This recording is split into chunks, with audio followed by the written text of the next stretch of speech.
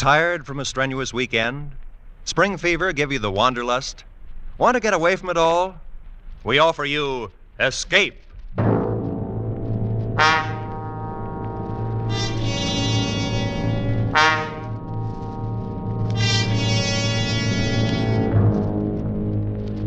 You are hanging by your fingertips on the sheer face of an ice cliff, suspended 1,000 feet above instant death, with your strength running out, and with no chance for escape.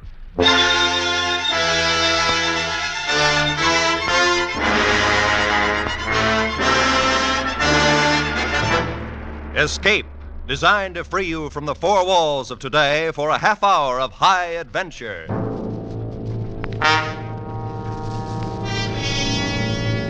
Tonight, we escape to the cold loneliness of a glacier high in the Swiss Alps, and to a man who learned much about death, as told in C.E. Montague's grim story, Action.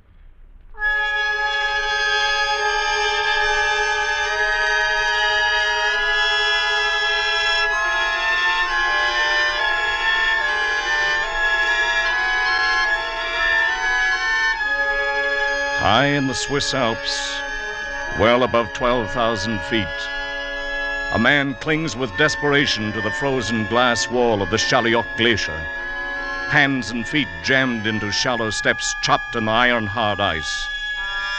A cold wind drives a spray of dusty sleet along the overhanging wall, and the sun has fallen away among the crags to the west. Darkness lies 1 hour ahead. The man has climbed with painful care 1,000 feet up the glacier's face from the broken moraine at the foot, and has moved now onto the underside of a great bulge in the ice, a part of the wall which breaks out beyond the perpendicular. And the man is forced to hang from slots cut by his axe, much as a sloth hangs from a tree branch. 12 more feet lie between him and the brow of the overhang. 6 more steps to be chopped out with the axe, and 1,000 feet of void space waits beneath him. The man is unable to lift his heavy axe for even one more stroke. He's tired, and he's 52 years old. No experienced mountaineer would ever attempt the west face of the Charlie Glacier. And yet this man is an experienced mountaineer. But why? Why?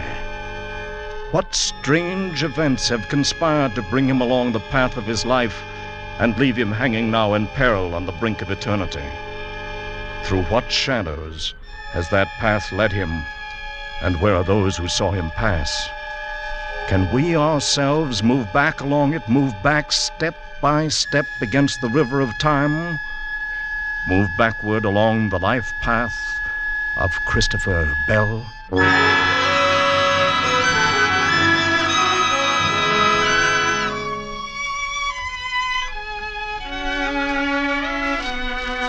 My name is Jean Valjour, and I am a guide for all the mountain trails on the Weisshorn and the Chalihorn.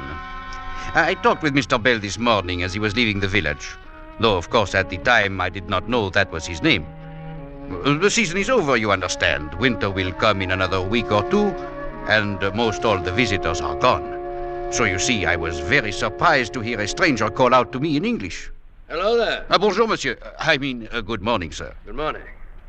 Well, I'm glad to see there's at least one other early riser in the village besides myself. Only a few people are left in the village, sir. It is the end of summer. The end of summer. How well I know it. Oh, by the way, which of these paths takes me to the foot of the Charlie? The one on the left. But you will find no climbing there, sir. One arrives very soon at the glacier and can go no farther. Except, of course, to climb up it. The glacier? That is impossible. It has never been done. Of course not. It's never been tried. Well, there is not anyone who would be so foolish. Oh, it isn't that. There are plenty of foolish people in the world. But even they hold on to their margin of safety. Margin of safety? Yes. The difference between the point where a man thinks he's reached his limit and the point where the limit really is. Que diable racontez-vous? I mean, I'm afraid I do not understand this. Oh, all right. Well, take a mountaineer such as yourself. Now, you look at a slope. You estimate the effort needed to climb it. Then you estimate your own endurance. And if there isn't a good-sized safety factor, you just don't make the climb. But it would be foolish not to do so. Oh, yes, I dare say. It's all tied up in the fear of death. Take that out of a man for one instant. There's no telling what he might be able to do or what limit he might reach. And how should a man lose that fear? He can't. He can't lose it. Has to be done for him by things outside.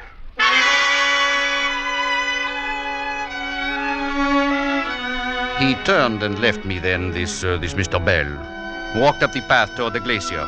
That was early this morning, and I did not see him again. His talk with me made no sense, and I could not understand what he meant to do or why he was going to do it. I remember thinking, what a strange man. But I know really nothing more about him. I believe he arrived in the village only last night and took a room in the Zinal Inn.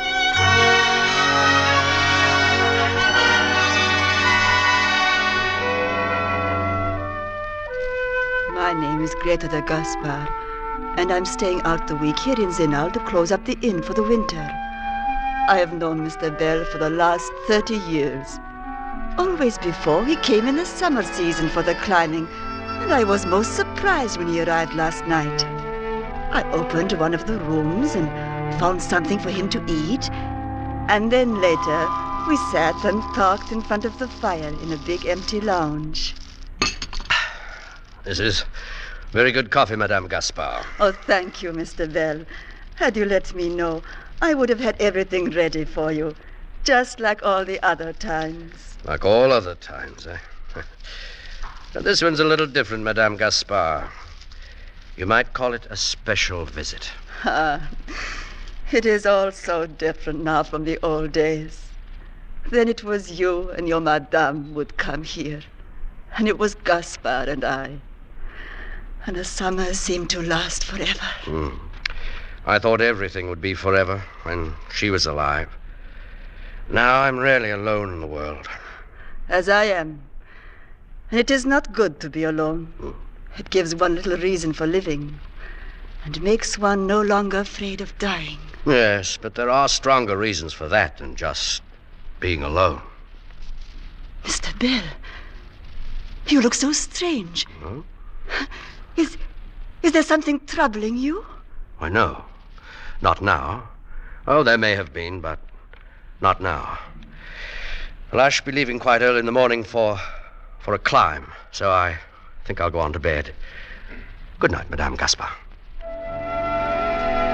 Mr. Gaspar, I left the inn this morning before I wakened, and I have not seen him again. I have never known him to act so strange before. I have no idea what the reason is, or what he may be planning to do. But I'm sure something is troubling him. Perhaps it may be something connected with his business back in London.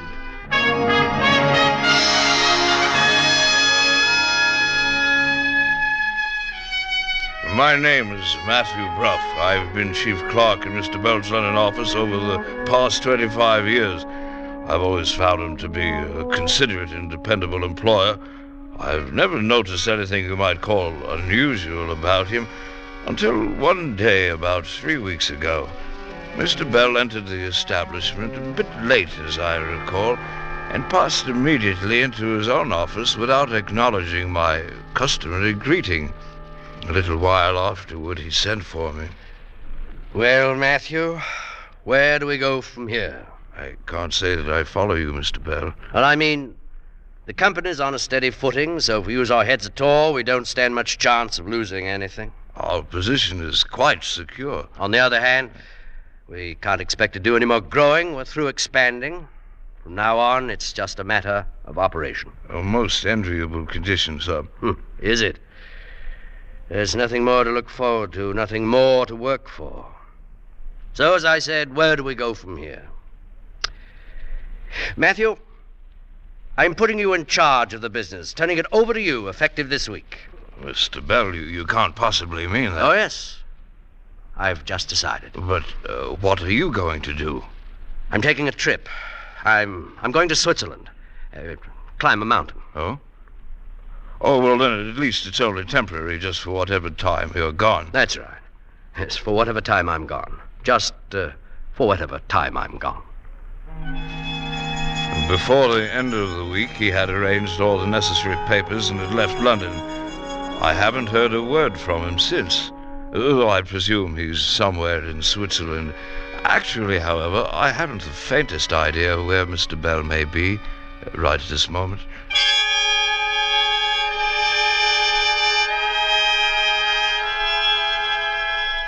Minutes pass on the glacier, and the shadows grow longer from the jagged peaks to the west of the Charlie Glacier, and reach out with dark fingers toward the man who clings to the icy wall, while his pounding heart beats out the number of his time on Earth.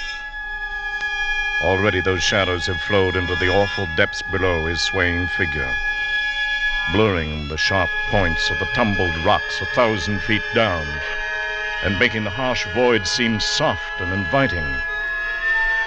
The man's thoughts have grown as unwieldy as the heavy ice axe gripped in his hand. He keeps trying to remember that he is Christopher Bell, a human being, and not a part of this free and empty space. For he knows if he stops remembering that, he may forget all else too, and then let go.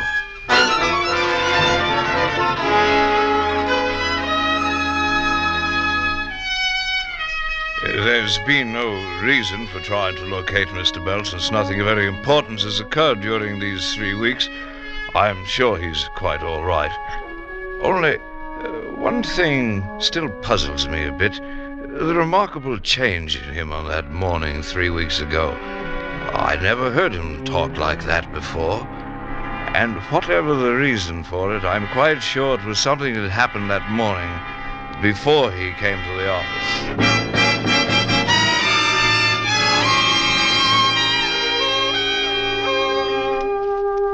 My name is John Huxford, and I've been a conductor on the Westminster route for some 14 years now.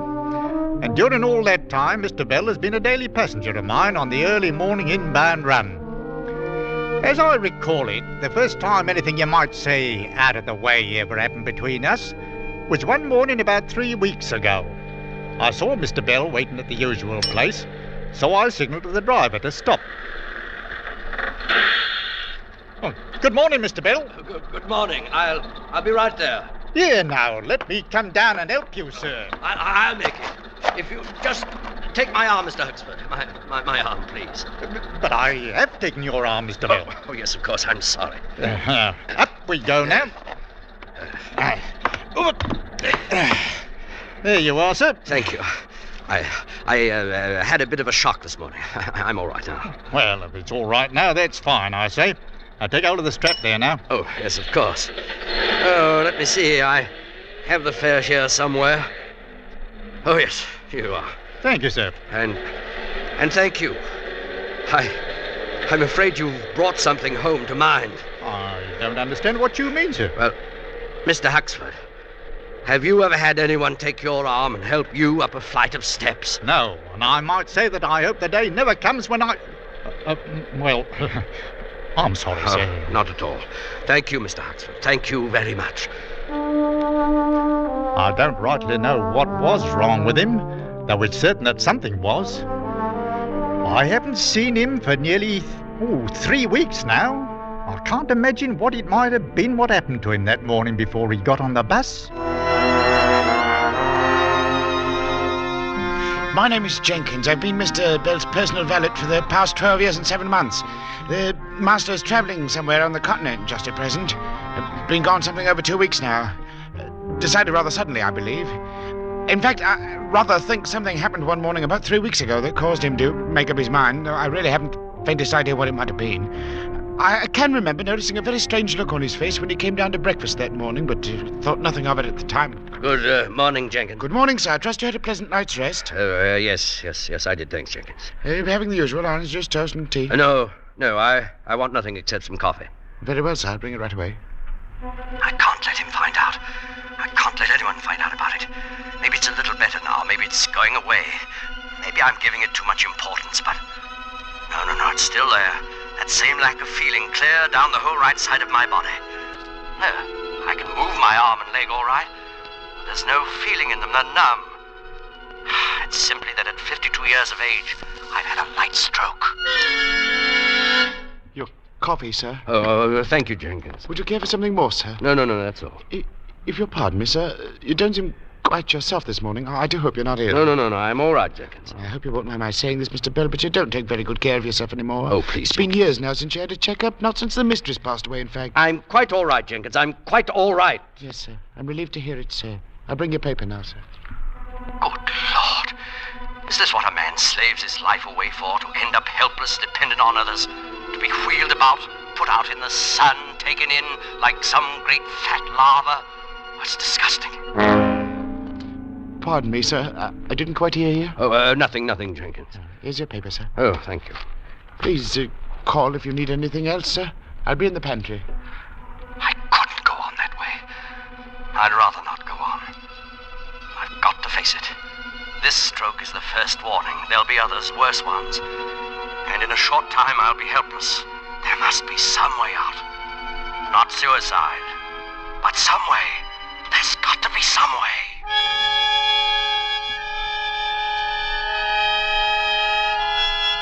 The icy wall hardens into cold, vitreous steel as the dusk-born shadows chill its surface. The merciless ice is beginning to freeze the cramped joints of the man's fingers now, and the heavy axe swings idly at his belt, tracing a fumbling pattern on the thin air of the void. How much longer can he cling to those slots in the glacier's face? How much longer does he have to live? 30 seconds? A minute? What's the margin of safety now? And what does a man think of while his pulse beats slower and he waits to die? Strange how I'm able to go on, hanging to this slope, clinging on to life. I can't feel another ounce of strength left in me. Strange, too, how it seems I could stay here forever, becoming part of the glacier itself, looking down at the rocks below and out across the peaks and the ice. I was right. Dying isn't so bad, really. Not when it's like this. Rather pleasant, in fact. It looks so soft down there, the shadows and the snow, and the wind. Perhaps I could let go, float out on the wind like an eagle, or be blown along by it like drifting snow. Well, the sun's gone now. It will be full dark in a few minutes. Maybe I can hold on that long, till everything is dark, even the snow and the ice. And who knows, perhaps I'll watch the sunrise tomorrow and set again, and even beyond. Oh, no. I can't last even one full minute longer. I'm through. I'm finished. I can't even last a half. Huh? Chips of ice sliding over the edge. It's funny how a glacier sheds off that way. I suppose the difference in temperature between day and... Oh, wait. An ice axe. That was an axe. No other sound in the world like it. Fell from up above the overhang there. There must be somebody up there on the slope, coming down from the top. Hello! There is. Wait, that's 5, 6, 7, 8, 9, 10. Hello! That's a mountaineer's call for help. Someone's dropped his axe and he's in trouble up there. It's right above this bulge. If I can only... No, my throat's too dry. Well, 6 more steps to cut to reach the edge there.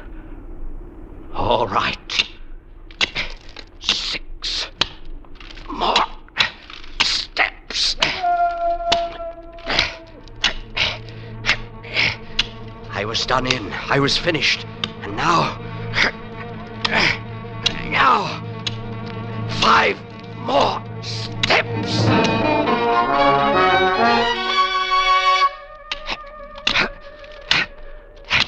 Just about does it. The last step. Kid, cut the rope and let me go. There's no use of it. Good Lord, it's a woman, and there's a man upon the slope. Hold on up there. What? I'll be with you in a minute. Kid, somebody's coming. There's someone down here. Over the edge. 10 Take it easy there. Everything's going to be all right. Oh, thank heaven. I don't know where you came from, but thank heaven you're here. Here, easy now. Let's get a step out for your feet. I'm just below the overhang there. I heard the fellow up above call out. He's got quite a voice on him. It's my husband. Please hurry. Easy now. Step out here in a second. You can put your feet on it. You get your breath. Then we'll tackle the slope. All right. Here now. I'll scrape this ice away. Easy now. There. Oh, that's better, isn't it? Oh, yes. Oh, you're all right now. Just lean there. When you feel like it, we'll go on up. Oh, my name is Christopher Bell, by the way. I'm Anna Gerlin. How'd you do? Thank you. I thought we were done. I was cutting steps down ahead on the slope, and I slipped and dropped my axe. The rope held me, but neither of us dared to move. Oh, yes. Well, you're all right now. As soon as you rest up a minute, we'll cut some more steps back up the slope. Oh, you shouldn't have started down this way. You've never been able to pass that bulge. Yes, I can see that now. Of course, it's harder to tell when you're moving down the slope. Yes, I suppose it is.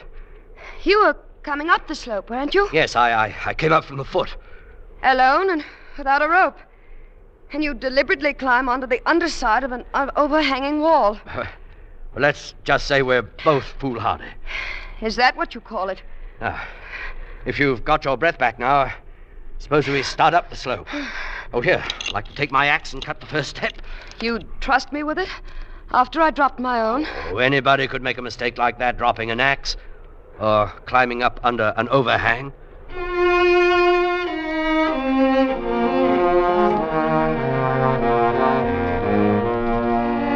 My name is Theodore Kearns, and I'm the husband of the woman who slipped and fell on the wall of the glacier. I'm a physician, formerly of Harley Street, London, though I've practiced in Paris for several years now. I met Mr. Bell when he and my wife reached the ice ledge where I stood waiting above them. I was not immediately aware of his trouble, but found out about it a short time later when we reached the rest hut at the top of the ridge. While my wife heated water for tea at the far side of the room, Bell and I fell into a much more personal conversation than strangers normally do. Well, this sometimes happens when people have been very close to death.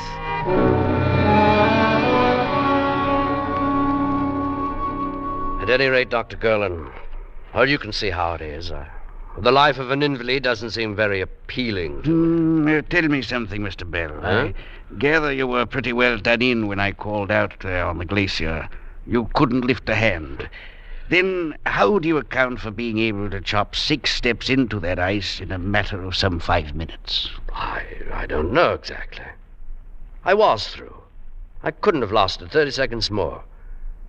But when I realized someone was in danger, I don't know, I forgot about it. And this numbness, this lack of feeling in your right side, it didn't bother you? No, I didn't notice. It isn't quite so bad now, as a matter of fact. And there's your answer, Mr. Bell. I don't believe I follow. Action. When you were in action, working because you had a reason, living because you had to, because somebody was depending on you, then you were all right. Everything was back in its place again. Oh, perhaps, but a man can't spend all his time climbing up a mountain to save someone's life. Oh, I don't mean physical action, movement. Call it incentive, if you like. Maybe that's a better way to put it. Incentive, eh? That's right. It's the one top pressure that keeps life moving and growing. And it's what you need. Well, it's an interesting theory, Doctor. Yeah, but it's only a theory, eh? I'll have the tea ready in a moment. Is anybody interested? I am, my dear. Lucky we brought it.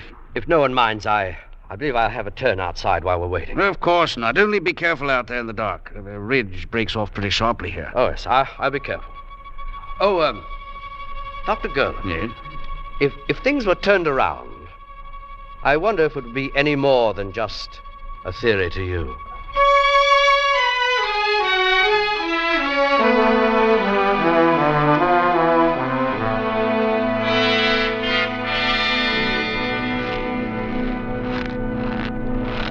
Mr. Bell, where are you? I'm over here, Mrs. Gerlin. Beautiful, isn't it? With the stars so clear and bright. Yes. Well, there won't be any more clear nights before the winter storms. It would be a shame to give it up, you and I. What do you mean? I've got to say this quickly, because I don't want my husband to know. We're not the kind who commit suicide, you and I, but I think we understand each other. Well, you'll have to say more than that. You deliberately climbed into a dead end out on that glacier, deliberately extended your safety margin beyond all possible limits, didn't you? What do you mean, we understand each other? Because I did the same thing. I went ahead. I picked that route down the slope. But, No, please wait. In 30 seconds, I would have cut myself loose from that rope. Oh, we went to an awful lot of trouble so we wouldn't have to call it suicide, didn't we? You? But why? I have a brain condition. There's no point in going into it, but it's incurable. And sooner or later, at any moment, I shall go blind. Oh, no. My husband doesn't know about it, and I don't want him to. Mr. Bell. Yes? I'll make a bargain with you. What sort of bargain? I'm not brave, really. To go on living, I need something to cling to. I need to know all the time that there's someone else with courage, too. Mr. Bell, I'll go on living if you will.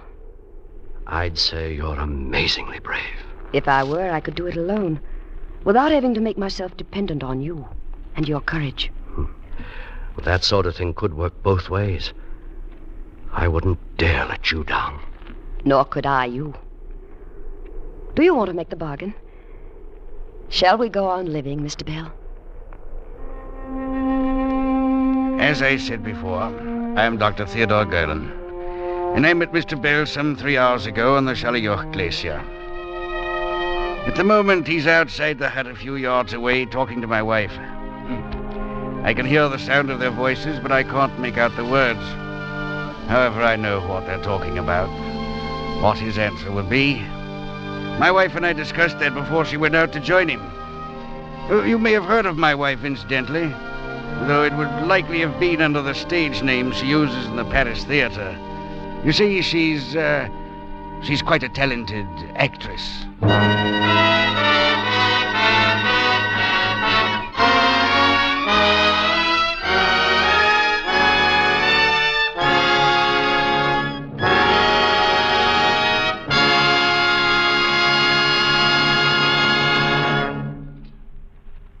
Escape is produced and directed by Norman MacDonald, and tonight brought you Action by C.E. Montague, adapted for radio by Les Crutchfield, and featuring Joseph Kearns as Christopher Bell and Eric Rolfe as the voice, with Louis Van Rooten as Dr. Golan, Marta Mitrovich as Greta, Jeff Corey as Bruff, Ray Lawrence as Huxford, Barry Kroeger as Jenkins, and Joan Banks as Mrs. Golan. The musical score was conceived and conducted by Wilbur Hatch. Next week. You are in mid-ocean, aboard a Jinx ship.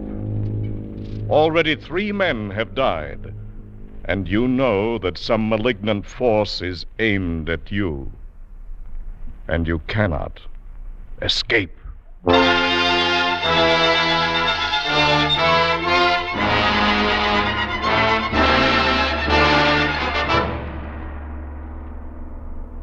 Next week, Escape with Joseph Conrad's great story, The Brute. Good night, then, until the same time next week, when we again offer you Escape.